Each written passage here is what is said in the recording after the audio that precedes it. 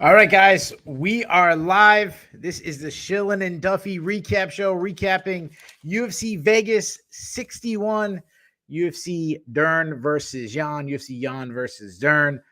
UG, I'm riding with a co-host, the great Ben Duffy. Ben Duffy is on the sidelines this week. He's actually doing the play-by-play for Sherdog for Bellator. So right now I'm riding slow, but I do have a special guest be coming out. I'll introduce him in a second. For those of you first time watching the show, my name is Keith Shillan. I'm a staff member for Sherdog.com. I'm going to try to make this the quickest recap show we've really done because for a couple of reasons. One, there was only 11 fights. It was also a fight card. I'm being honest, it wasn't a good fight card on paper. It really wasn't that good of a card.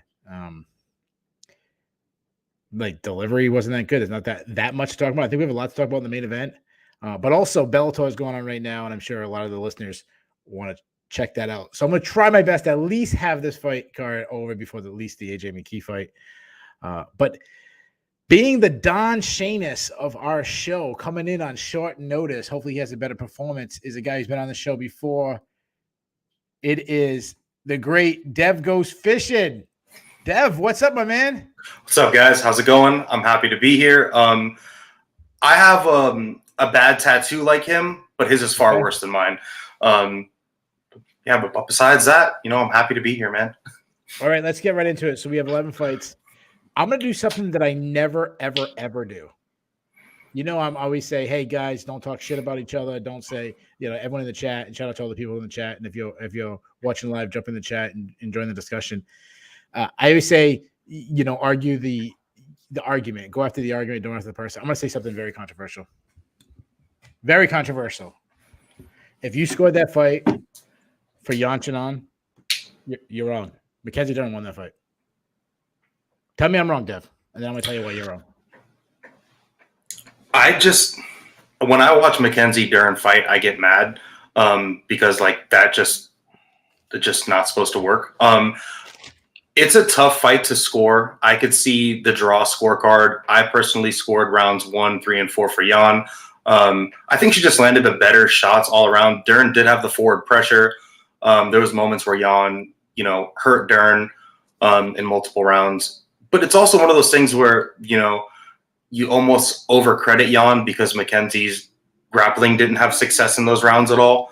Yeah. So it's a weird every Mackenzie Dern fight's going to be weird unless she, gets you down and subs you in the first round in the first exchange in the grappling. But what I've come to notice is that if you make it over 60 seconds in any grappling exchange with her, she's not submitting those people. She's not finishing those people. Like who else have you seen go over 60 seconds? Tisha Torres, Rodriguez, anyone that can survive longer, ends up, not getting submitted. All right. So before I move on, we got to, first of all, most important thing to do is shout out to Sherilyn Lahi. Happy birthday, Sherilyn. She's a big winner tonight. Number 1 on my Bulls list. I'm going to say this. Yeah, I understand what you're saying about she didn't get the submission. If round 2 and round 5 isn't 10-8 rounds for Dern, then what the hell is a 10-8 round? Both of them. No, I'm not compromising. I'm not compromising. Yeah. She went 10-8 both rounds. It's in the fifth. I mean, the fifth round, the total strikes was like 100-3. I mean, you defend near submissions for pretty much the entire round. Got outpunched 100-3. You had 5 seconds of offense at the end of the round where you threw 10 strikes and missed probably about 8 of them. And that's not a 10-8. That's not a 10-8 round. The fifth round. Yeah, I texted you. I texted you and I scored it a 10-8. Definitely the fifth. Definitely the last round. Last round has definitely got to be a 10-8. The second round was the same thing. It was her defending submissions for the entire round. First of all, in one championship, this is an absolute no-brainer. Who won the fight? It's Mackenzie Dern. Absolute no-brainer. That's not even a debate. I want to shout out. I went off the MMA decisions. Yeah, I want to hear that. I don't know who this guy is, but I want to give him a shout out. Shout out to Dan Urban of Couchside Judges. You, my friend, someone tag him if you know him. You, my friend, the only other media member who knows how to score a fight. You and me, bro, man. We both scored it 47-46 for Mackenzie Dern. She won that fight. I'm sorry if if you like seriously, if that's not, if those aren't 10-8 rounds, what are 10-8 rounds? Let's just get rid of 10-8. Let's just stop calling it the 10-point must system and just call it the 10-9 must system. If those ain't 10-8 rounds. So I mean, the fight was a close fight to where I wouldn't scream robbery, so I wouldn't die on the hill of it. But I completely understand what you're saying, and the problem is it's the way that they're scoring fights today. Like that, there's no, well, she defended, but was there a ton of damage? Yes, no, and then that's where the problem really lies. I don't love Dern winning a fight like that where she's not having, tons and tons of success with her bread and butter. And then also getting pieced up a lot, just kind of crashing the pocket. But I also don't like a fight like that for Xiaonan Yan to win, where she's just taking the back foot for absolutely no reason. And you've survived every grappling exchange, but you're still giving her continuous respect. I'm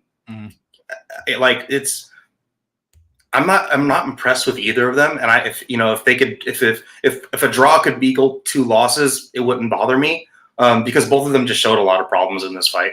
I wasn't really impressed with it. Yeah, listen, all 3 of the play-by-play scorers for Sherdog got it. How a lot of people who were decisive on a victory went. A lot of people, the most people who picked a person to win, like the most scorecards I saw was 38-37 Yan or the draw. Yeah.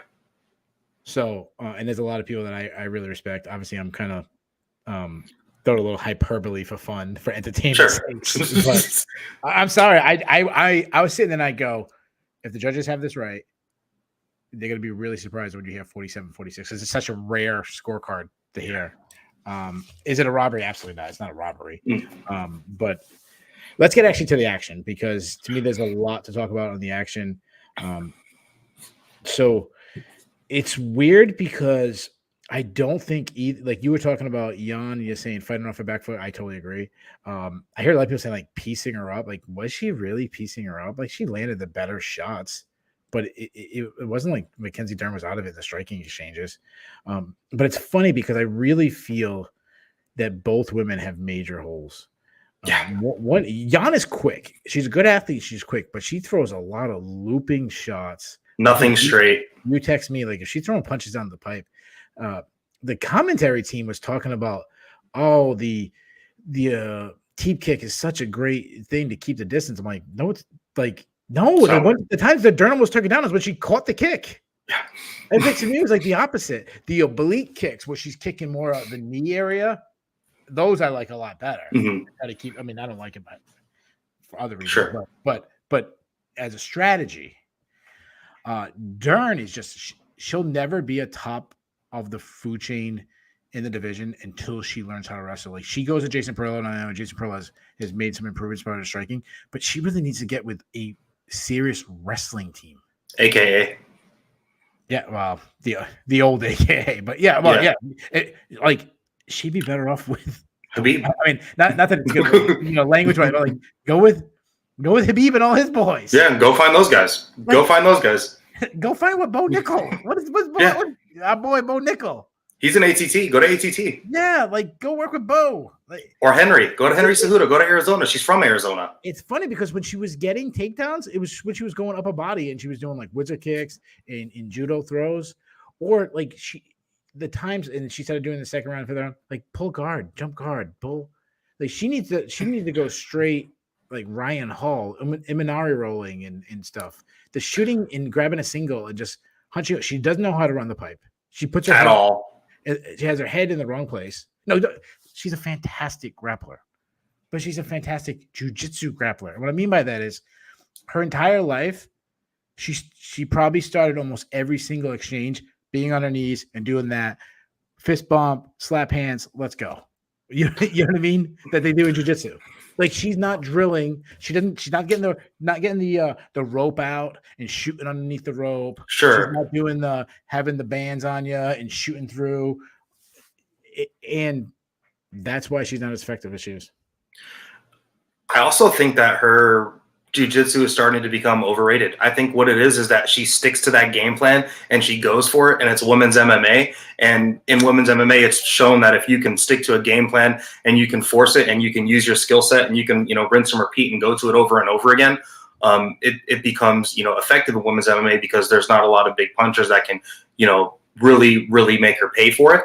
But I think her grappling is also, her all-around grappling is, her wrestling's always been bad, but I think her BJJ is, she goes for it, and that's why she's successful. But Xiaonan Yan said she's a white belt. And if she is that high level of a BJJ practitioner, it is an MMA fight, but when they're on the mat, I think the transition, I think the transition. Yeah, she's good. The second round, the transitions in the second round to me was going from like ankle lock to then she went, I think she went omoplata, took the back, went head and arm choke, went rear naked choke, went arm bar, went back to the rear naked choke. I definitely don't think her jiu-jitsu is overrated. I just think all right, take out Gordon Ryan. Okay, not sure. Gordon Ryan. Okay, everybody else will win matches by points. Sure. She would win a points match, and that's how she does it. I think another problem too is there was a lot of exchanges. Was it not last week, but the week before, Jillian Robertson? Remember when she was going for those takedowns, and there were like those stall positions in between where she had the high single leg. Yan wasn't doing anything to make her pay for that. Just elbow her ear off. Like, what are you doing? She's stalled out, you're stalled out. I think there's a lot of opportunities in between Mackenzie Dern's just transitions when she's going for things where, yes, you want to protect yourself, but I mean, if you just hammer fist her behind the ear 10 times, I guarantee that grip on your wrist is going to, be a lot less strong compared to if you just try to pull against her, because she high level BJJ practitioner, good grip strength. She's going to be really strong in those positions, but just make her pay for it. I feel like there was times where Yan just didn't make her pay in all those little weird places where somebody watching that tape from another camp will maybe use that moving forward. Yeah. So another thing you got to remember though is in jiu-jitsu, you could be gi jiu-jitsu and all kinds of stuff. No gi things.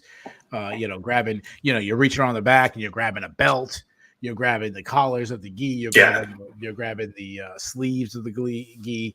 So that changes so much into grappling. I mean, it really is two different sports that have like some kind of mixture. Yeah, and she came up in the gi, so it's completely understandable too. That she's. And I give Yan a lot of credit. I give her sub defense a lot of credit. She was in some bad situations. I mean, even at the end, like the armbar, the one that I was really surprised with the head and arm choke in the second round. I thought it was over then. That was actually a really slick. That was really slick defense. She didn't even try to answer the phone. She just grabbed right behind her own knee and kind of just leaned forward. And that, some other people are going to start picking that up too. They're going to say, okay, well, this is Mackenzie Dern's last fight. This is what we're going to do in the tape study. This is what works in those positions. And I think that was really smart. Yeah. And even like the ways Dern got it, like Dern at one point, she was going for the ankle, then she was upside down, used that position to kind of get in the back and then kind of omoplata. I mean, she's really good and she's always going to be a threat when she's out there. I think a little of it's fight IQ. Like she wasn't giving herself some time to get the takedowns. Yeah. Her chin was rising. Like Jason Perillo was absolutely right when he's talking about her chin kept rising up. I really think she could have got tagged up a little bit more. And she should have. I don't think it was a good performance by either one. No, me either. There's no reason why you should be taking the back foot against someone that's you've clearly defended all of the grappling up to this point. And yes, you've been in bad positions, but you've also defended it and you need to go for it. There's nothing that Mackenzie Dern is doing that's not Jessica Andrade or Zhang Weili that's crashing the pocket and throwing combinations. You need to just L-step and throw a straight shot down the pipe. You do that 5 or 6 times, Mackenzie Dern is no longer crashing the pocket. Then where does her grappling go from there? Yeah. Xiaonan did nothing to make her pay for it. Absolutely nothing. No, I agree. And that's why, like, you can't see, this goes back to what I was saying about the 10th round. You could tell me what happened in the 4th round was equal to what happened in the 5th round? Yeah, no, I agree with you. And there should be. I'm just guessing. I don't have the numbers in front of me. But what was the total significant strikes in the 4th round? 35 to 20. Yeah. Is that the same as what was his significant strikes in the fifth? Even round? doubled up though is not the same. Even if she doubled her up, 10-20, that's still not the same as what happened in the fifth. And I understand that not all significant strikes are equal. Like I get that. I'm like the leader of that group saying that, and you'd never watch the show and hear me talk about the numbers because I know that doesn't tell the whole story. I'm adamant that Mackenzie Dern, even though I don't think it was a great performance from her, she won that fight. Like by my opinion, it was, and I knew when I tweeted this out, I said unpopular opinion. Like I know she's not going to get this, but she should have. How did you score it? What was your score? Did you go with a draw or what'd you go with? So I scored round 1, 3, and 4 for Yan. And then I scored round 2 for Mackenzie Dern as a 10-9, but then I did score the 5th round as a 10-8. So that's a draw. Yeah, so you went draw. I'm just but was it a 10-8? It's I can't imagine being a judge and watching round 5 and not going 10-8 there. I can't imagine it. Well, with the damage criteria, which the damage criteria does make sense when it comes to scoring a fight, but I think they also need to throw some more weight back into the grappling and back into BJJ because just like you said, even if Yan doubled up Mackenzie Dern in strikes in the 4th, the fifth round was so the distance between the winner and loser of that 5th round was was a gaping hole, was so much larger. Yeah, I hear people say the damage, but what was more damaging? The jabs that Mackenzie Dern ate in the 4th round, or the omoplata where her shoulders being ripped off, arms facing the wrong direction. Like, who's going to be feeling it more tomorrow? Like, Jan's not going to be able to move her arm tomorrow. Like, that's not damaging? Yeah. And she probably can't move her arm now. And they based the damage off immediate impact, So like how Mike Davis's eye got all blown up, they're going to score that over the omoplata. Yeah, I know. It's weird. It's weird. And there needs to be more 10-8s in MMA, just because MMA is so weird. That's the whole point they had recently, stressing the need for more 10-8s. That it was supposed to be significant rounds. Someone significant was supposed to be 10-8 for that person. Anyways, the one good takeaway I think is the condition of both fighters. I'll say that. Like, Mackenzie Dern, that was early in her career was kind of thing. I mean, her body is completely transformed. And she looked jacked out there. I mean, she's got good definition in her arms and all this. Yeah. And Yan showed that she can go 5 hard rounds, grappling. Trying to get out of grappling, carrying Mackenzie Dern's weight like that. That's like the positive. So let's move forward. Let's do some matchmaking with these. Let's start with the winner, Mackenzie Dern. I'm sorry, I mean Xiaonan. The title picture is already set. Is she next in line? Like, what do you have lined up for her? Can you give her a title fight like coming off of that? I wouldn't, but it happens a lot when you're in the main event, and a lot of the people who are in contention are kind of had the chance. You have to also take into play that that she's from China, so the Chinese market. That's how Weili Zhang jumped the line originally. Original time. Originally. Yeah. She belongs there. Weili belongs there. But it's tough. At the time, but if you remember at the time, people didn't. Oh, yeah. Yeah. Until she murdered Jessica Andrade, and they were like, "Oh, well, guess you belong." It's tough. Does Jessica Andrade even fight at strawweight anymore? I know she was going to fight. Her last fight was. And then she was going to fight Manon Fiorot, and then that fell through. Yeah. I think she's got one of the ones. She's got to bounce around. I think Xiaonan should fight like Amanda Lemos. Okay, I went a little high. I actually went with Jessica Andrade. That's the fight. Yeah, almost like a number 1 contender matchup.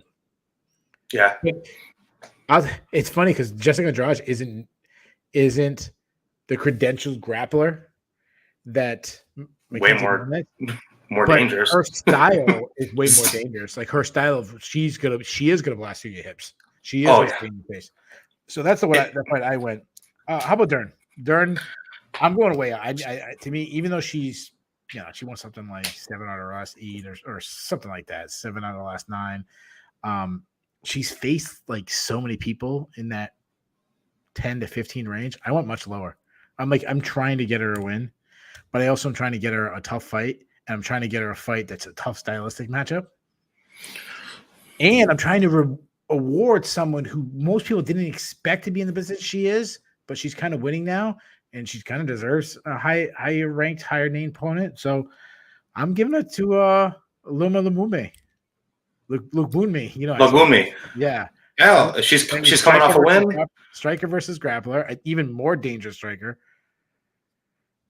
That could be a bad fight for someone like Mackenzie Dern. But I'll tell you one thing about Yan is if Yan Xiaonan takes the back, I wanted to circle back. One thing is if she takes the back foot against Mackenzie Dern and you put her in a fight against Jessica Andrade, she's going to die. She's going to get picked up and slammed on her head. Or hit with a million punch combination against the fence. But you fight Jessica Andrade much different than that. Yeah. You could. You could. Just put a jab in her face. Yeah. That's when you use the teep kick. Right. But she should have threw the jab in the face of Dern. Yeah, but Dern would have eaten it over like a Pez dispenser over and over. But for Dern, I do like that fight for Dern. I think Loma Lugbounmi is I think that is a winnable fight for both of them, but especially for Dern because Loma's really small, and she's been taken down in the past. Her little tie sweeps are not, she's not even gonna. I mean, unless she catches her just coming forward, that's a good win for Dern, and I think that's what about Lupi Godinez, someone like that would be cool too. Yeah, but Lupi, I think was Lupi lose her last fight? I think it was her last fight she lost. Yeah. Pinheiro, what about that? The Brazilian judo girl, Luana Pinheiro. I just think Loma kind of deserves a little bit more. She's been around longer. Sure. So who's you got one? You named 10 people. Who are you giving her? I like Pinheiro for her. It's a step back, and I think it's a winnable fight because she'll grapple with her. And the UFC wants Mackenzie Dern to win fights. That's why she was. I mean, the main event was around Mackenzie Dern. So, anyways, I'll say one more last thing because this is for the people who are watching tomorrow, not watching live. Yeah, I did say that Mackenzie Dern won that fight, and if you didn't score for her, you're wrong. So I'm doubling down. I rewatched the fight since then. I don't know. I probably haven't, but I'm saying I did. Let's do the rest of these fights. We're gonna do much quicker than we normally do. So you guys can kind of check out the Bellator card and everything. Randy Brown took on Francisco Trinaldo. Randy Brown won a unanimous decision. I'm gonna double down what I just said about the two fighters in the main event. Yeah, he won. It wasn't a good showing. I felt like Randy Brown really fought down to his competition. That was such a good stylistic. Hold on a second. We're gonna put a pause before you mention it. We're gonna put a pause on the fence grab. We'll get to that. But he fought down to his competition. He won. He's on this nice winning streak. He's won 6 out of 7, 4 fights in a row. But to me, this is a jab, teep kick. He landed that straight right early, dropped him. This should have been a shellacking, and it really wasn't. I wasn't even sure he won. I scored one, but the second round was he lost the third round. And the second round was that. That is a typical Francisco Trinaldo fight, minus him getting dropped, even though he does, get hurt every now and then. But usually he hurts his opponent. He hurts everyone once typically. But first off, shout out to Francisco Trinaldo because he's not even supposed to be here. What is he like? He's 44 years old in a co-main event. I mean, it was a terrible card, but he's not supposed to be here. So shout out to him for just being here. But yeah, I've never actually been high on Randy Brown. I've never understood the huge hype behind him. I think everyone says they're saying he's durable. And I'm like, he's not durable. He gets hurt every single fight. That's not a durable fighter. Max Holloway's durable. He's getting hurt and dropped in every single fight. Trinaldo must have hit him with something, or maybe Randy Brown kind of gassed out. But it was just a very close fight. Weird. Which is weird. It was a low output, a lot of hand fighting. It's surprising that he slowed down because of that. Because where was the output? Where was the action? He got. I think maybe that first grappling exchange at the end of the first round made him more cautious or tired in a weird way. He looked weird in the last 2 rounds. He didn't look confident. He landed that straight right down the pipe. Literally dropped Trinaldo. I was watching Trinaldo's eyes when he fell because the camera angle was kind of perfect, and he wasn't out of it. He kind of just got booped, and yeah, and just popped. It was very clean. His eye, he just Trinaldo's also 44 years old, and he's not he's been doing this forever, so he got dropped. Was watching him the whole time. He stayed coherent, and Randy Brown seemed successful after that, but then there was that fence grab, and yeah, it's a fight where I feel the same way about the main event. And it was such a tough stylistic matchup for Trinaldo. And I really don't think I felt like Trinaldo, if he did a couple things right, he would have won that fight. One, he was, even though Randy Brown wasn't throwing the jab, wasn't wasn't throwing teep kicks and all this, he still gave Randy Brown an outside low, and Trinaldo fights this way too. He likes a low output kind of fight, but where's the head bobbing? Where's the trying to get inside? Where's the going down to the body? Nothing. He was hand fighting with Randy Brown. I'm like, what are you doing? Yeah, he's got 8 inches, or was it like an 8-inch reach disadvantage? And he was like a foot tall. I mean, it was like the tallest welterweight versus the shortest. It was, I know that's not true exactly, but you get my point. It might be. It's or close. It might be. Yeah, I don't know if that's a fact. I'm gonna guess there's somebody out there that this, but top 3 versus the mind. Top 3 versus the bottom 3 for sure. Yeah, I mean, when they both were walking down the halls of their high school, one of them got the eyes of the basketball coach and the volleyball coach, and that one wasn't Trinaldo. No. He's a blown up 50. I think what is he, like 5'8"? He's a blown up 55er. That's he's 44. I'm actually more impressed with. I'm more impressed with Trinaldo for fighting in a co-main event in the UFC and not getting obliterated at 44 years old. Yeah, I know. It's funny because Randy Brown was throwing out the sponsors, and he's like, "Yeah, and that's what I'm about." Oh, he threw out, who was it? He called out somebody. Steak and skinny bets. No, it was somebody else too. Someone famous. I can't remember who it was. Someone like mega famous. I went to Barstool Sports guy, and he's like, "That's what I'm about." And I'm like, a boring decision that I was actually like, I thought Randy Brown won. I'm like, he might even lose this fight. That second round was close, but I want to talk about the fence grab. Yeah. That might have cost Trinaldo the fight. I think that's blatant. That's nothing but blatant. That's nothing but like it's when a guy is moving him where he might actually go down, and he went for it. He looked for it and went for it. Yeah, exactly. You have to turn back to see where and grab the hand, and that kept him. If we want to end fence grabs, like that would have been right there. That would have been the one. Not only did you take a point, I'm giving him the takedown too. I'll put him down. Down where I would have guessed they would have. And said, okay, we're gonna put you in. I agree with you 100% wholeheartedly. We're gonna put you in. We'll even say guard. So I'm gonna give you the takedown because to me a point grab isn't enough. Those take all right. Take the main event for example. In the fifth round, one takedown, one takedown to it, but you might not get back down to the ground. So I'll if you're yawning, you're up. I'll grab that fence. Why not? Yeah, I'll even take the point. Might as well. So I think you should give him the takedown and give him a point, or at least make him go down on a hip. Because that's kind of looked like where he was headed. Something, yes. Something. Because, quite frankly, it's bullshit. And I feel like they actually train that. Are they training that to where, hey, you could get away with it once? Because in 2022, and with the continuous offenses over and over and over again, that's something that you have to know you can get away with at least once. And it's bullshit. Imagine if you were fighting prime Damian Maia, you're in the fifth round. He's on a single. You're going down. Why wouldn't you grab the fence? Of course. Why would you grab the fence in the first round? Second or Habib or any, Yeah, Habib. Now, anyone. Sure, if there's 10 seconds left in the round, I might not grab the fence. But there's 4.5 minutes left in the round. Hell yeah, I'm grabbing that fence. Yeah. Shit, I might even be on the ground and pull myself up with the fence. I might be doing a freaking pull up using the fence. A point deduction is better than getting submitted. Exactly. So it's I'm on the same boat as you on that. And I think when I saw it, I was like kind of number one, I'm a Trinaldo fan, and I keep saying it. He's 44. You have to like someone that's fighting in MMA at 44 and winning fights. So I was rooting for Trinaldo, and when I saw it, it just it upset me. And what got me more upset was the blatancy, how he looked for it, went for it. That was his takedown defense.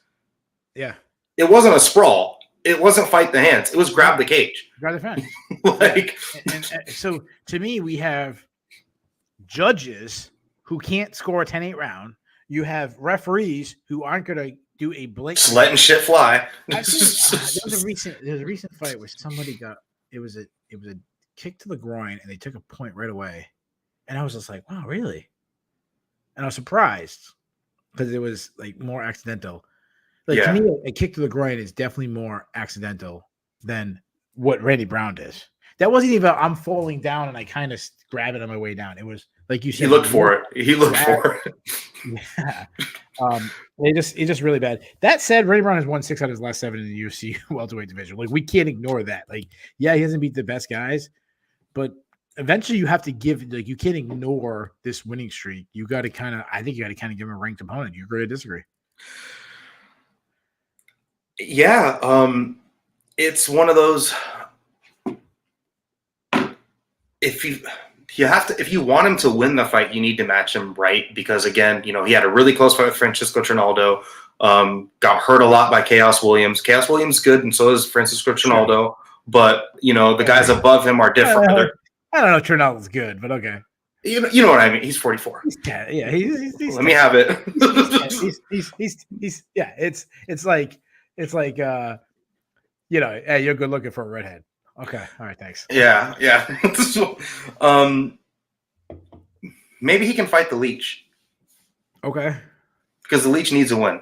All right, I think that's a good fight. Yeah, I actually think it is, and you almost reward the Leech, who really got screwed. He got fucked. Yeah. Sorry, excuse my language. Probably won the fight and also had to fight the guy way bigger than him.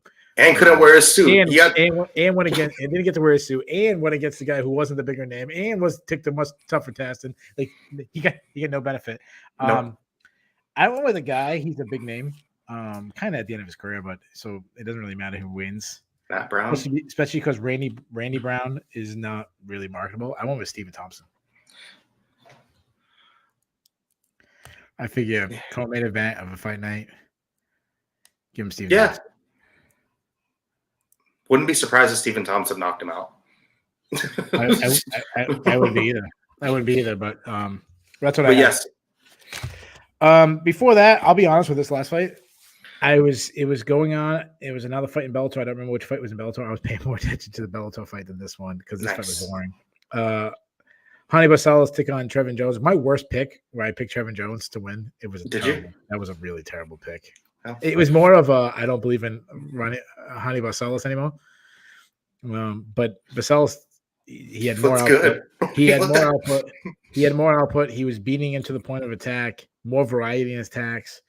Takedowns, control. I mean, it was a pillar to post, and it was a terrible performance from Trevin Jones, who I'm glad the commentator says he showed no urgency on the ground, no urgency on the feet. Comes on the third round, you're down 2-0, and you're a guy who's supposed to be known with some pop in your hands, and he's same thing. A lot of feints, a lot of nothing.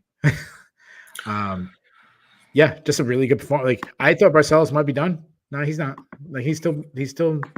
Yeah, he looked good. He's 36, right? I think he's 36. Yeah, he's up there.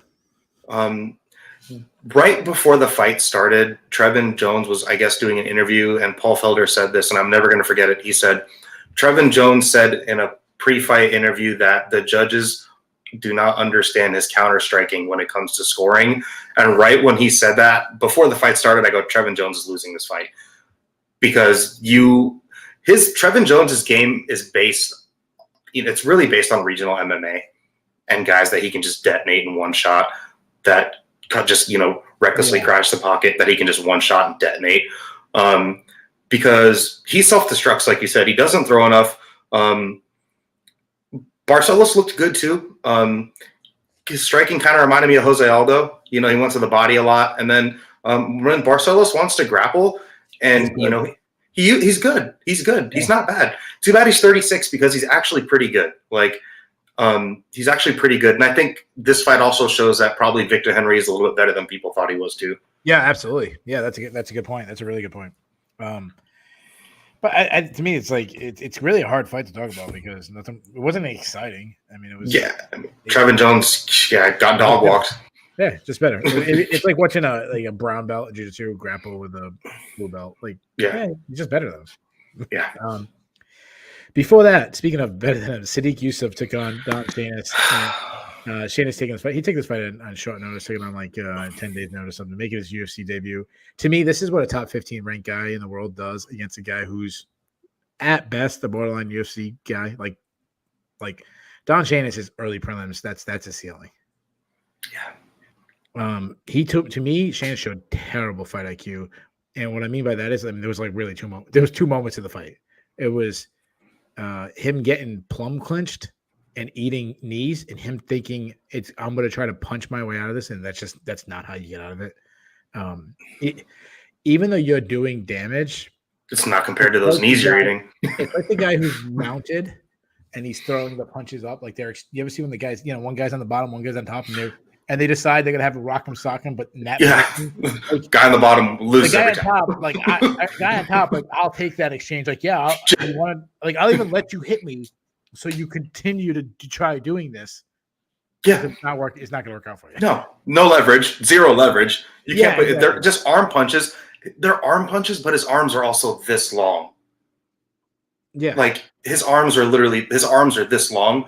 He has one of those weird body types to where he's just like a lot of torso, arms and legs are, what was his reach? I didn't even see it but I would have loved to. Yeah, what Sadiq was doing, not only was he was going all the way back, getting on those tippy toes, and then exploding it with the knee. Like, you're not gonna win that. No, those are just gonna be way more powerful. And when you're in the palm, he's pulling you into it. It was like, oh my god, there's nothing you can do. And as far as like jumping, I mean, whatever. Like he got caught, and it happens. Whatever. Like the way it finished with Yusuf catching him and he just jumped the guillotine and ripped his head off. That's what you're supposed to do against one of those guys, like you said. And if he would have just stayed in that tie clinch, what did Anderson Silva do to guys like Rich Franklin? He starts at the body, but maybe that 7th or 8th one is going to go to your chin, and that's when And if you remember, Franklin was trying to do what you're supposed to do. He was trying to get inside. He was trying to show fight inside. He was doing everything right. You still get busted. Then don't do everything wrong like Shayna did. As far as matchmaking, Yusuf to me is just he was matching with Costa. They were trying to make the fight, but give him that fight. Like, any objection? Anybody else you want instead? No. He just honestly good for Sadiq, and Sadiq just got paid and took no damage. And the worst part of it was he had to have a fight camp because he would have probably you got paid to have a fight camp, basically, is what it looked like. Yeah, exactly. He got an easy paycheck. Good for him. Yeah. Break some sweat, get to cut the weight and, get the weight down a little bit more and everything. Before that, we had a fight that I was looking forward to. Mike Davis took on Borshchev. I apologize if I said the name wrong. Ben is much better at pronouncing names than I am. To me, this was one of the easiest calls to take. It was probably, and when I pick a winner, right? I don't like saying, "Oh, I got that one right." If it's not if it didn't go down the way, like this is one, like this is exactly how I said it. Mike Davis is going to wrestle. He's going to. That's I like Mike Davis. He was a guy that he has a lot of skills, but him being so inactive, and even though he clearly won. To me, he looked a little sluggish. Some of it might have been a little ring rust. He's been out for, I think almost like a year and a half or something like that. But he does some of the things that I just don't like. That good boxers do, that look good in boxing, that don't look good in MMA. The shoulder rolling, the lack of output, the single strikes. It just doesn't look good. The takedowns were there. I mean, he landed 9 out of 10 takedown. 9 out of 10 takedown attempts. I know I tweeted this out. Like Borshchev, he's been taken on 20 times in his last 2 fights. The problem with him is if you can get to a single leg on him, if you can get behind the knee and cut the angle, it's done every single time. There's nothing he can do. He blocks a straight on shot, the drive in. He doesn't block on the cutting the corners. He doesn't block.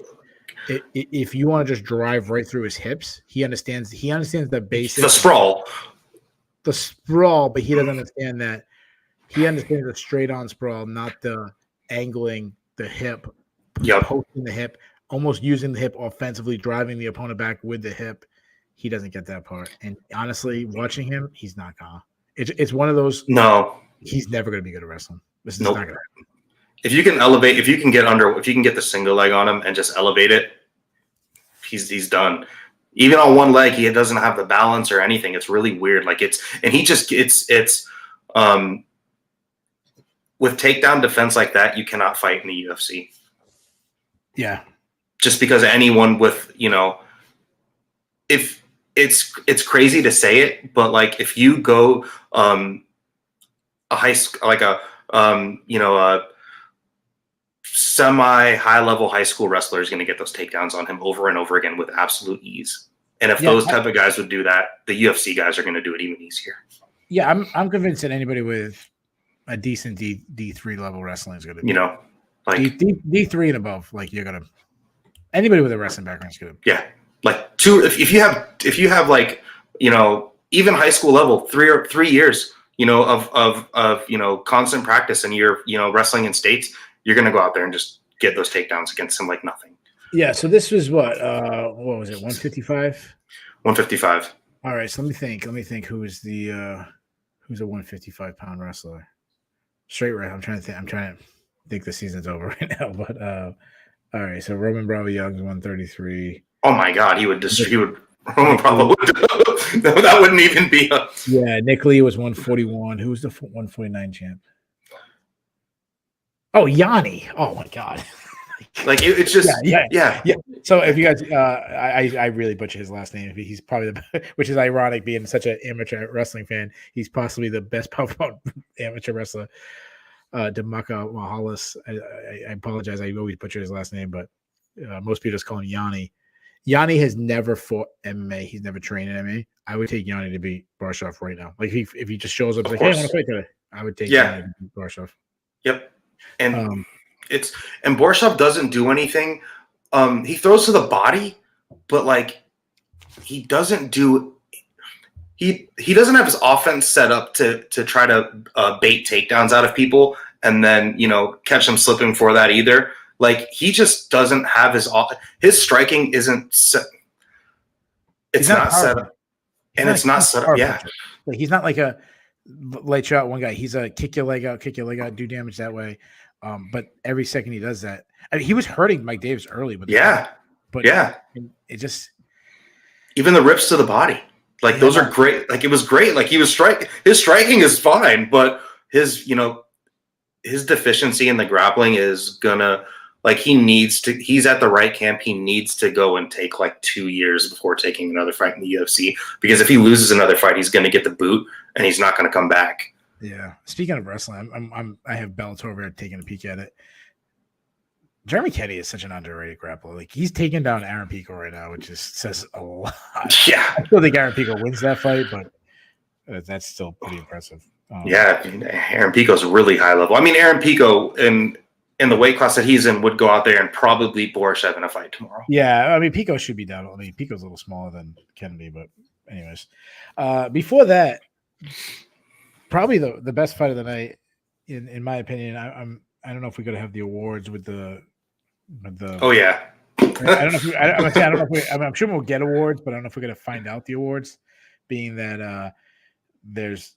Oh, we do have the awards. Okay. Do we? I'll get to that later. The funnest fight, John Castaneda taking on Daniel Santos. I mean, this fight was insane. This is the best fight in the card, in my opinion. 100%. This is fucking awesome. Really, really good. This is dope. The scrambles were great. It looked like it reminded me of, like, you ever see two squirrels running around a tree, like chasing each other playing? Like that's what it reminded me of. I wrote down it's like two stray cats fighting in a dumpster. Yeah. Like it was so chaotic. Like it was awesome. Yeah, Santos won by second round TKO. Santos showed just insane toughness. looked a lot like his Charles training Oliveira. partner, Charles Oliveira, with the haircut, the style, the get beat up, get hurt, just continue to march forward.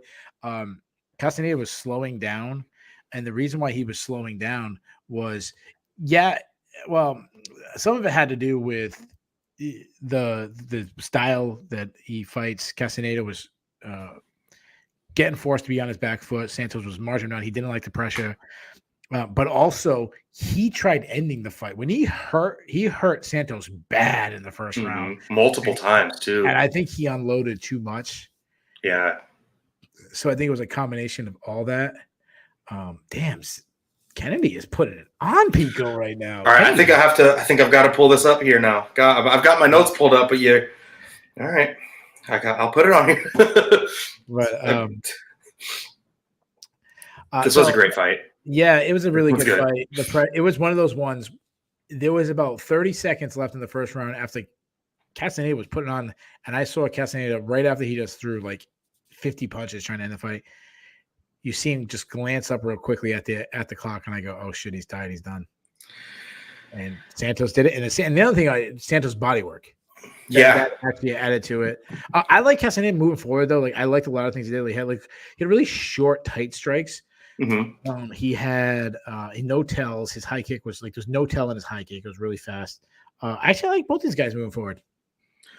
Yeah, and Willie Cat showed that he's legit, and he showed that he could take a licking and literally keep on kicking. He came forward. That he landed that one nice up kick in the first round, which kind of got some respect from Castaneda. But I think everything it was a matter of that gym down there is really honing a game plan that's just predicated on like pressure, giving damage, taking it, continuously pressuring. Walk through the damage, put your opponent on the back foot. You take away the power of people when you put them on the back foot. Yeah. And if you can stay tough and throw combinations and, continuously put them on the back foot, they're not going to be able to set things up. You're going to catch them square. You're going to catch them slipping. And, just like Santos did, he just threw a barrage of strikes. And it wasn't just, his punches are what got him there, but his tie clinch is what finished it. It was actually pretty badass. It was a good performance by both guys too. Just like you said, I agree. Castaneda is going to go back and look at this and realize, what he did to blow his load. And damn, Willie Cat's just a G. Like that was a badass performance from him. Oh, I think Pico dislocated his arm. I think that's what's going on. I just pulled it up too. Oh, they're his coach is ripping his. Oh, I think he dislocated his arm. That's what happened. Oh wow, I must be behind. 1 minute left. He has Pico's back with the body triangle is where I am now. Oh yeah. I don't know. So he makes it out of the round and he's complaining about his left arm and his coach is yanking on his arm. I think he dislocated his arm. Or did he lose the first round? His shoulder. Yeah, he lost the first round. Yeah, he lost. It's in between the rounds. They're just yanking his shoulder. Dislocated. Dislocated his shoulder or something. But regardless. I don't know. I apologize.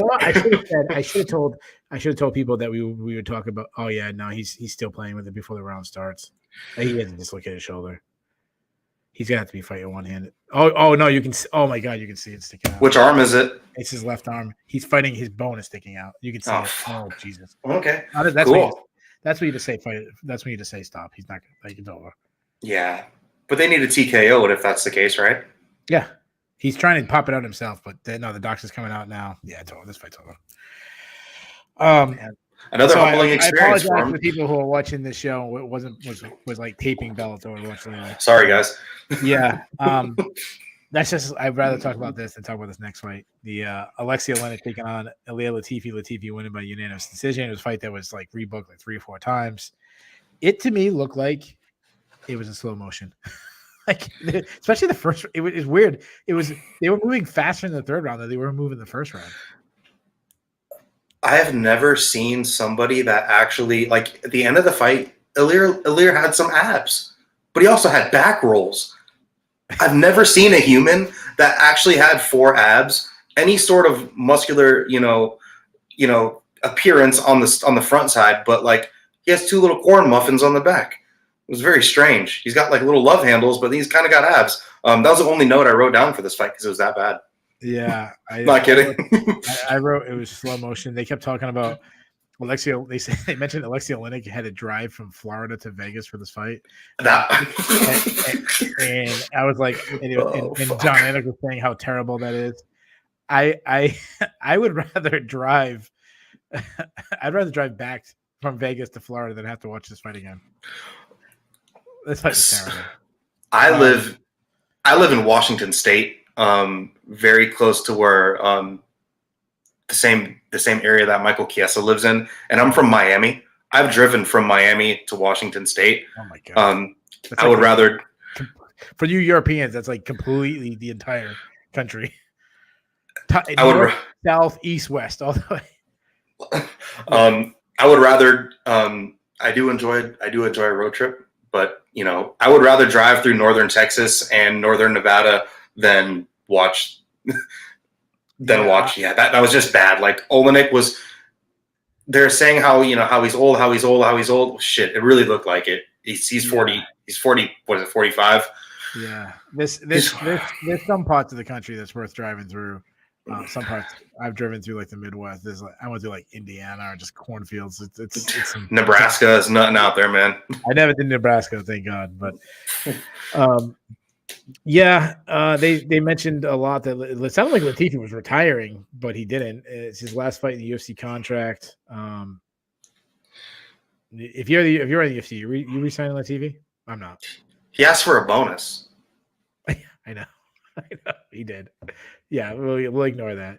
Maybe Zuckerberg will send them like a pair of the Oculus headset for the metaverse. Like here. Yeah. So would you? I mean, I was thinking PFL maybe to get they like having names, but he can't do that schedule. He can't fight 3-4 times. No, he's too injury prone too. He's got like back problems and shit. He couldn't do it. So PFL. I mean, Bellator. Yeah. I guess. Maybe he can go fight with like Eagle FC. Yeah, I can see that. Like that's Go. I can see that. Go fight Junior Dos Santos or something. Take on your boy. Yeah, Castro. Yeah. Before that, all right. Now this is where I think I got the order. I might have the order messed up. Hold on. What happened to the Grisham fight?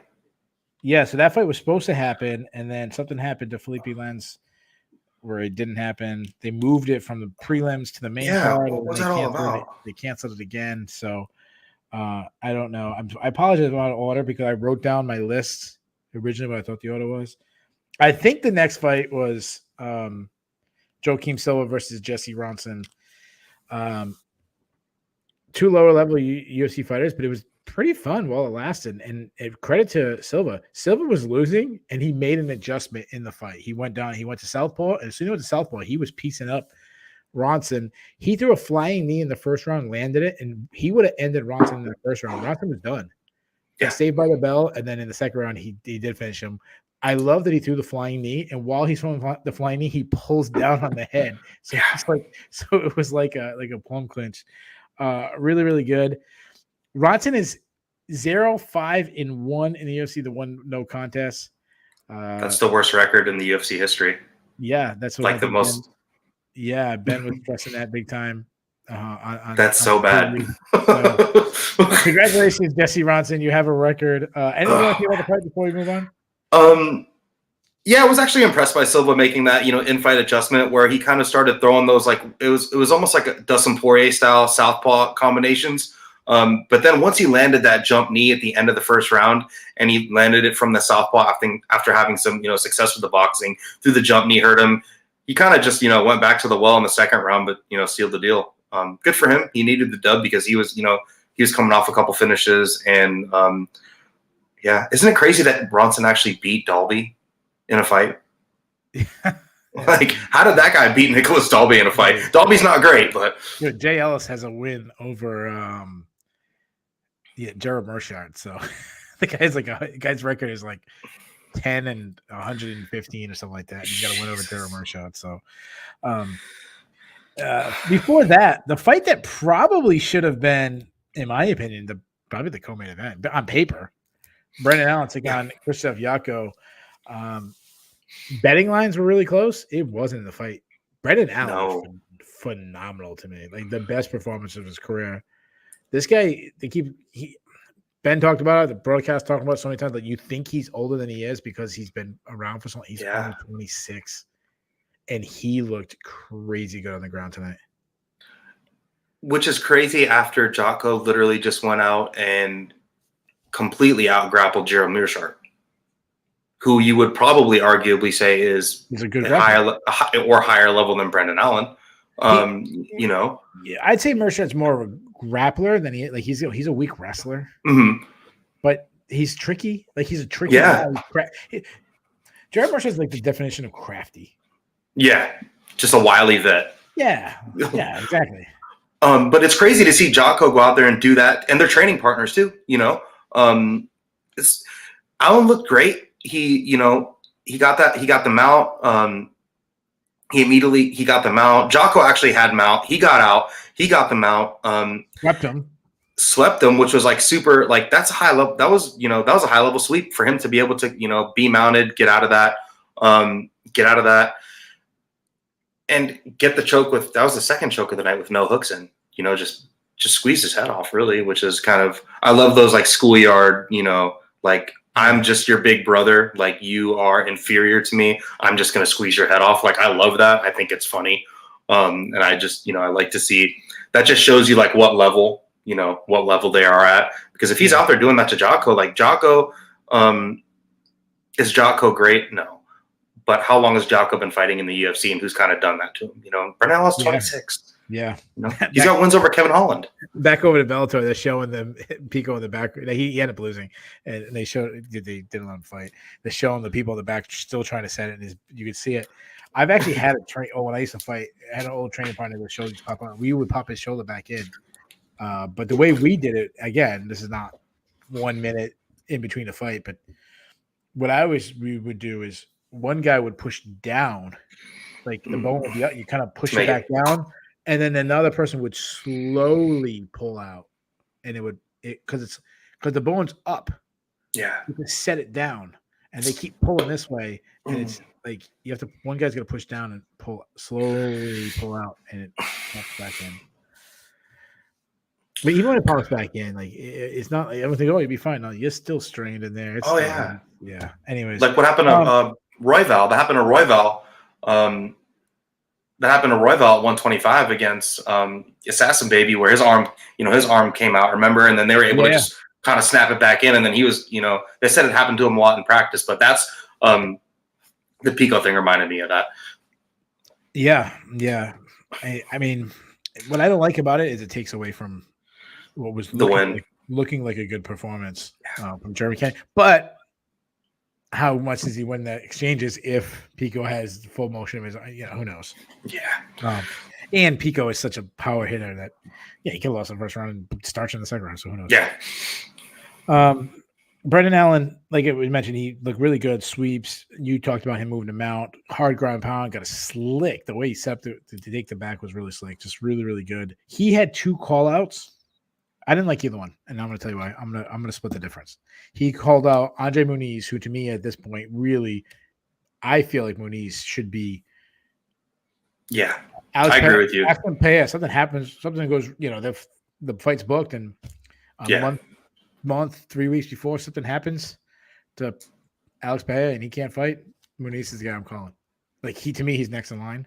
Yeah. So if I'm Muniz, I'm not taking that fight. No. He also called up Fluffy Hernandez, which I get. He lost to him when they were on the regional scene, so there's some backstory. I don't mind that one. Yeah. But I feel like a guy that he's on the streak, he's beating really good guys. I think he deserves a ranked, named opponent. Yeah. And I'm going pretty high. I'm giving Marvin Vettori. Yeah. Brendan Allen is always going to be one of those guys where he's going to have close fights with like Jacob Malkoun. And then go out here and just like steamroll Jocko. Yeah. And I think that's just because he's 20. Curtis. Yeah. Yeah. The thing is, too, is his problem. What he needs to stop doing is he needs to stop trying everything. Like he tries too much to be an MMA fighter. Like he just tries everything. Some fights he wants to try to be a kickboxer. Some fights he wants to be a grappler. Some fights he wants to try. Like his team needs to, find his game. and then use that accordingly. In this fight, he went out there and but then he could go out and he could get completely steamrolled by Marvin Vettori. Absolutely. If he's going to go up, I like him fighting someone like Jack Hermanson because they both grapple. Similar. They have a very similar skill set. Similar kind of. I would say Brent Allen's a little more fluent with his striking. But yeah, I think that's a good matchup if you want to put him forward. Maybe the winner of Chris Curtis and Joaquin Buckley. If Joaquin Buckley wins, if Buckley wins, when is that fight though?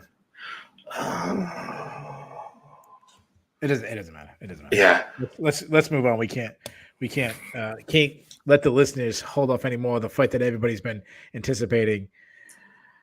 Julia Stoliarenko taking on Chelsea Chandler. Chandler looked huge. She looked way bigger than Stoliarenko. You mentioned this. We were texting each other during the fights. I'll tell you this time. Me and you did more talking during this card than me and Ben ever has. For you know what I mean? Like for like 2 years, we don't talk. We personally don't talk. Like during the I don't know what he's gonna say. Stoliarenko, I was venting. I was pissed. she gets the takedown, and then she reminds me of I know I've been called out for being a closet Stoliarenko. No, WWE. I have to at least get one wrestling reference in. Here's one for you. She reminds me of like a 1980s wrestler where you watch the fight, watch the wrestling match, and anytime they would go for the pin, you knew that they weren't going to pin him right now because Hulk Hogan didn't land his leg drop. He's not going to win with the body slam, or they do what's the move where they used to pick him way up in the air and then slam him down? They'd hold him way up. Yeah, she didn't do her. It's her fatality. That's her. It's her finishing move. It's her finishing move. And Bret Hart had the sharpshooter, and The Rock had the elbow, and whatever. You have to have. You have to have your finishing move. Oh, thank you, Thomas. He said military. No, isn't military where you pick them up like this? I'm talking about the one where they grab them by the leg, they grab them by the pants and the head, and they lift them up. The head's here, straight up in the air. They hold them straight in the air. Yeah, they hold them up there for a second. Oh gosh, and then they drop them. Yeah. Anyways, so. She has she feels like she has to get her finishing move. I can't stay in mountain punch. Nope, I got to go for the armbar. And that was it. Once she missed that armbar, the rest of the fight was Chandler. And it was surprising to me how quickly she kind of gassed out, and from the she just did folded. Not, she got hurt. She got buckled a couple times. Mm-hmm. But in the size difference was there. She started shooting on the hips, wasn't driving through, and getting hip heist over, that's really bad. That's bad. The finishing sequence was a stuffed takedown, and she just walked through it into full mount. Yeah, she hip heist over. It was just it wasn't even she hip heisted, but with no technique. She was just oh, you're tired, and she's you're tired and small. I'm just gonna continue to walk forward. At one point, she pushed her and she fell over. You and Ben always talk about, minus athletes. This was minus fight IQ from Stoliarenko. She got a super clean takedown, a beautiful transition into full mount. And I'm just what are you doing? What are you doing? What are you doing? What are you doing? You freaking idiot. I was watching on my phone, and I was just, when you see someone just blow it that bad, she blew it. You had full, maybe soften her up with some blows and then take the arm. Yeah. But she just went in there and hunted that arm down, and once she lost that position, it was Chandler was like a tidal wave. Chandler was saying that it's going to be a hard cut for me to fight at 130. The UFC shouldn't be signing these people. They need to just go to PFL and go fight at 155. There's no division at 145. It's bad MMA. It's low level MMA. It's low. It degrades the whole product. It's funny.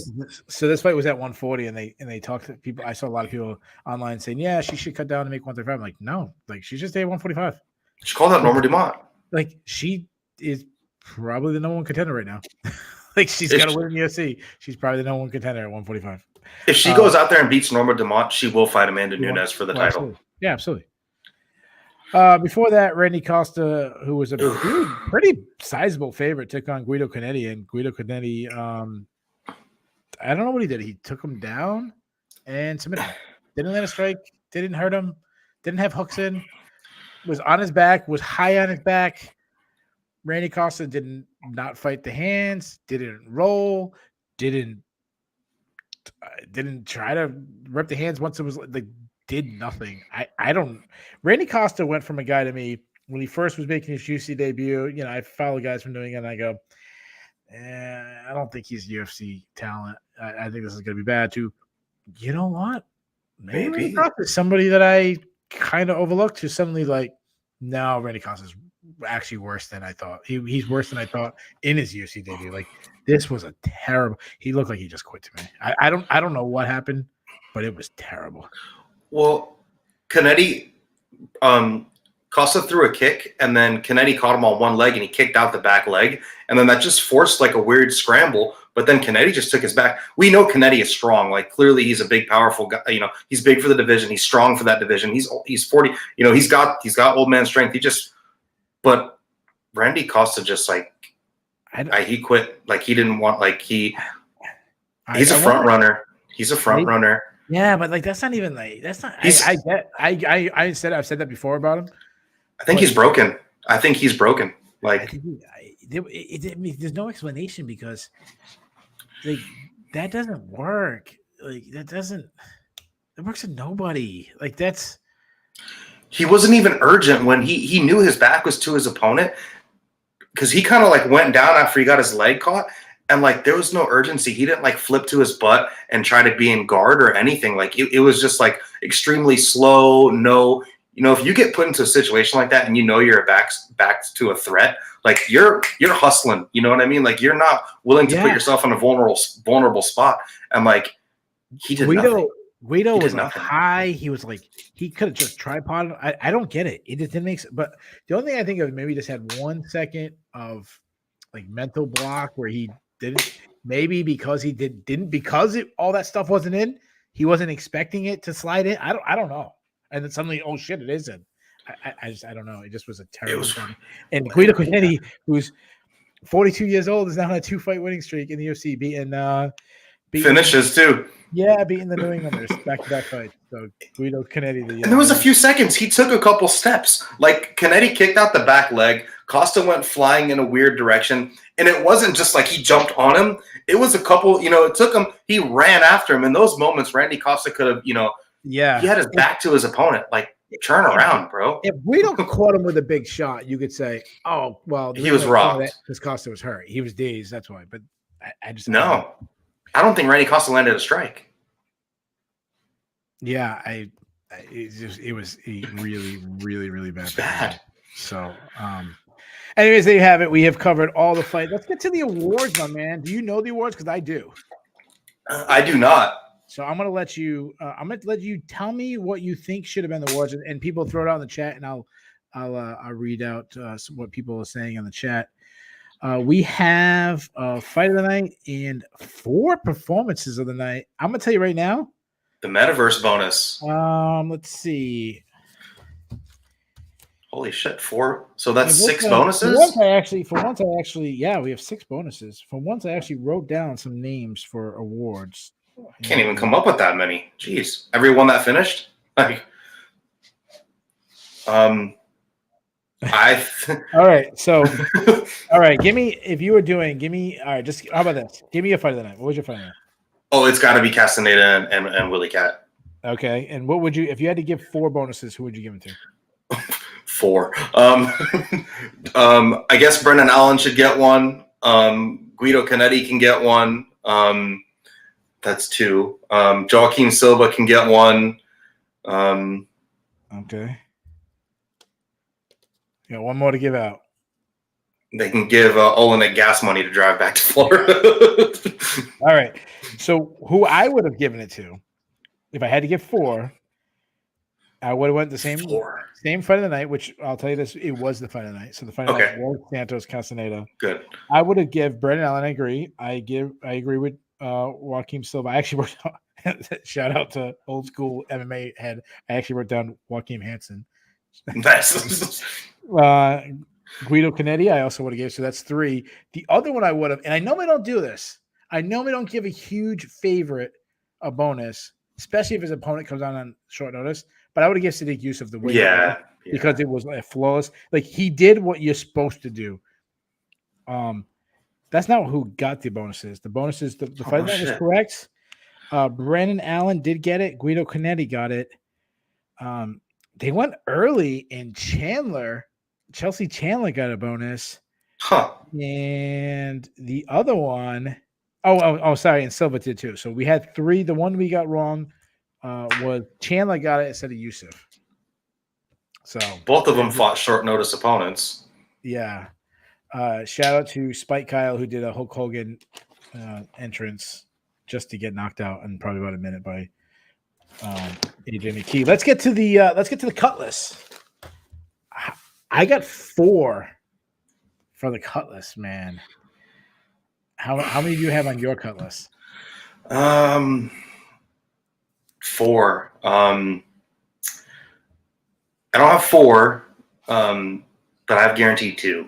Okay, so you have 2. So the way the cut list works, if both me and Dev has the same people on a cut list, we give permission to the UFC to get rid of this person to open up spots for somebody else. I could be convinced. I could be easily convinced, though. No, give me your 2. So you're saving at least 2 of mine, maybe more, because we could have different ones. Give me your first one for the cut list. Okay, well, Ronson's got to go. He's got the record. So might as well let him leave with the record. Yes, yeah. So yes, he is also on my list. So Jesse Ronson, you can be cut. Stoliarenko should probably go too, because she's only got 1 win in the UFC. And it was her patented move, but hate to see her go, but probably love to watch her leave after that one. All right. So Randy Costa too. I think he's got it. All right, Randy Costa has lost 3 in a row. I agree. Randy Costa is gone, so we give permission to Randy Costa. Stoliarenko was not on my cut list. Oh, the reason why she wasn't, she won her last fight right before that. So yeah. And regardless how you feel, she is fun. Yeah. The 2 people the 2 people that Dev saved is Trevin Jones. He's 13-9 MMA. He's on a 3-fight losing. He looks so terrible. But Dev saved Trevin Jones. He was on my list. And Olynyk. The striking talent is there. Now the striking talent is there, but his wrestling is not. Borshchev, I got rid of Borshchev. Really? He got taken out 20 times in 2 fights. Yeah. He's not UFC level. I did not have Olynyk get cut. And the reason I'll tell you why. Olynyk's already talking about retiring. He's mentioning like the end of the road is here. He even says he doesn't even like fighting anymore. Why cut the guy? The guy's gonna retire. You're not wrong. Yeah. Trevin Jones.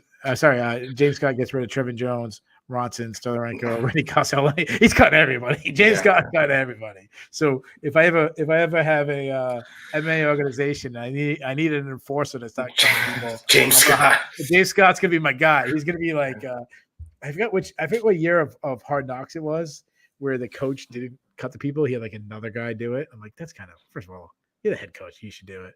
But that's a bitch move. Yeah. I forget which year it was. That's a bitch move. Yeah, I forget what year it was. Shout out to whoever it wasn't this past year. It wasn't the Lions, but it was somebody who you don't want to see this guy because this guy calls you over. His job was to fight. Jeez. He pulls the rope on the guillotine. Yeah. So all right, let's get to the Bulls and the Bears list. The Bulls and Bears list is a stock market reference.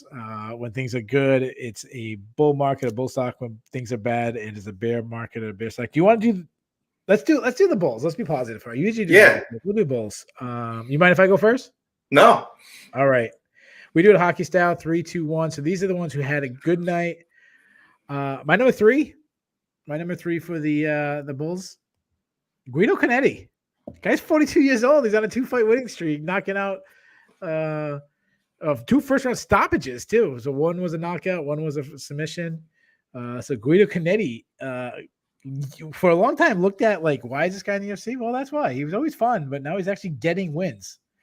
It's crazy. My number 2. How about Stockton? Listen, Nate Diaz won his last fight in the UFC. Chelsea Chandler picked up her first win. Stockton, the 209. Continuing going. Cesar Gracie Jitsu. And my number 1, again, I won three fighters on the prelims. Brendan Allen, guy's now 8-2 in the UFC. Yeah. Looked sensational in his last fight. Brendan Allen, give me holy shit. I just picked over to Bellator, and despite Carlo, came out like he was possessed. He looked like he was, yeah. Why didn't he cut his hair? Look like a criminal on bath salts. All right, give me your Bulls. My Bulls is the Yorkie tattoo on Willie Cat's chest. His beloved pet Yorkie. I don't know if you saw his tattoo, but it was he has a Yorkie tattooed on his right pec. Like the ugliest dog in history. Okay. Yeah, like a little rat-looking dog. Okay. Yeah, it's a little fluffy. Yeah. So bull number 1 is his pet Yorkie tattooed on his chest. Bull number 2 is yeah, I agree with you, Brendan Allen. He looked great. He's 26. He's getting wins in the UFC, dominant wins too. And I think, a guy like him's got nothing but time, especially at middleweight, probably the worst division in men's MMA next to heavyweight. Good on him. And then Willie Cat looked great. He came back, showed his toughness, showed his skill, got hurt, didn't get phased by it, and, fought, and got $50,000. Yeah. Great night for him. Great. That whole team has been, blazing hot too. So those are the ones who had a good night. Let's go over to a bad night. These are the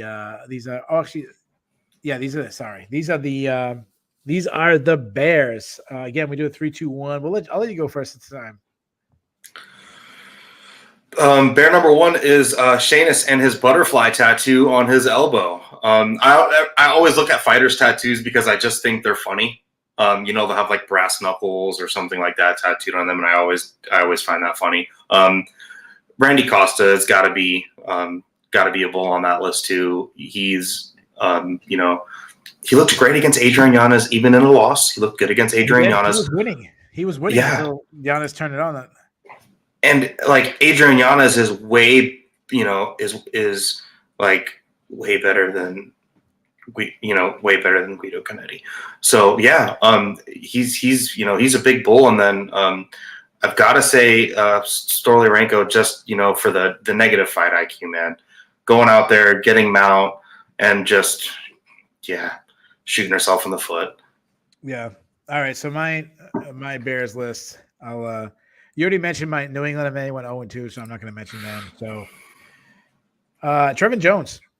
Yeah. Trevin Jones, after beating Timo Valiev, I know that was eventually turned over to no contest because of weed, and then beating Mario Bautista in back-to-back wins, he's dropped 3 in a row. Looks like a completely different fighter than the guy who beat those guys. Not good for Trevin Jones. My number 2, though I thought she should have won, Mackenzie Dern she's now 0-2 in UFC main events, which is obviously not a good start for her being a headliner. And my number 1, whose stock is down, is 10-8 rounds. Jeez, yeah. They're obviously extinct. 10-8 rounds are obviously extinct because I thought Mackenzie Dern had 2 of them, and she got none. We finished. One of the judges gave her a 10-8 round. The other 2 did not. So, all right. How about, do you have any dude seriouslys? I got a couple. What are yours? All right. I got 3 of them. First one. Biased UFC commentators. And I don't mean the usual, like, they think they're really just like Joe Rogan likes to do. Like he likes to pick a winner and then just have the narrative that person's winning the whole fight regardless. Like it's not that. Not that. I'm talking about Tuesday Night Contender Series. We got John Gooden saying, "Oh, this is my teammate. I'm rooting for him. I'm so nervous," talking about Sam Patterson. We have Paul Felder taking like selfies with Brandon Allen and his team. Like, imagine if you turn into another sport and and there was, I don't know, Troy Aikman taking selfies with Dak Prescott and stuff. Like, guys, try to, like, I understand MMA is such a small community, people train, but like, come on, guys. Like, use some discretion. There's just no discretion. like, No discretion. Not, just not during the broadcast. Like, dude, seriously, come on. Another one I got for you. I don't know what's going on, but let's get rid of Yanni the Greek and go give it to Skinny Bets, my man. That dude is on there. Like, dude, seriously, like, how you getting so many people to shout you out, my man? What is it called? Like, I think he's giving him like 10. He's got to be like $5,000. Hey, let me, what's your cash out? Let me give you $5,000. Say shout out to Skinny Bets. It's got to be, right? Yeah, that's it. Good for Skinny Bets. And my last dude, seriously, and this one's to the UFC. Listen, you're going to close the event. Like, if you want to have Mark Zuckerberg buy out the UFC event and you want to keep it a secret, like, don't tell your headliner, the biggest name on the card, to announce it to the media. Don't deny it and then have Mark Zuckerberg in the front row. Don't have with the camera on him. Yeah, like for like 8 fights. Don't have your UFC like official Twitter tweeting out pictures of him celebrating. Like, if I'm Mark Zuckerberg, I want to be a serious. I'd be like, Dana, dude, seriously? I want this to be a secret. So those are my dude seriously. Do you have any? I was saying, dude, seriously, during the whole entire Latifi and Olynyk fight.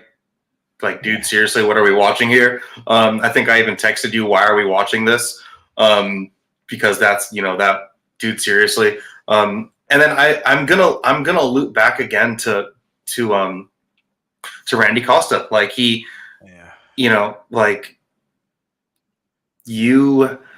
UFC, he had a ton of media hype this week. Him and Paulo Costa. There was a bunch of cameras on him. They did a little interview, a little meetup with him and Paulo Costa. They're pretending to be brothers. Did you see any of that? He got like a little interview, got a lot of publicity from it. Yeah. And then he just like he's a good-looking guy, and now he's probably out of the UFC. He has that stupid mustache now, but yeah. All right, what is your grade of the card?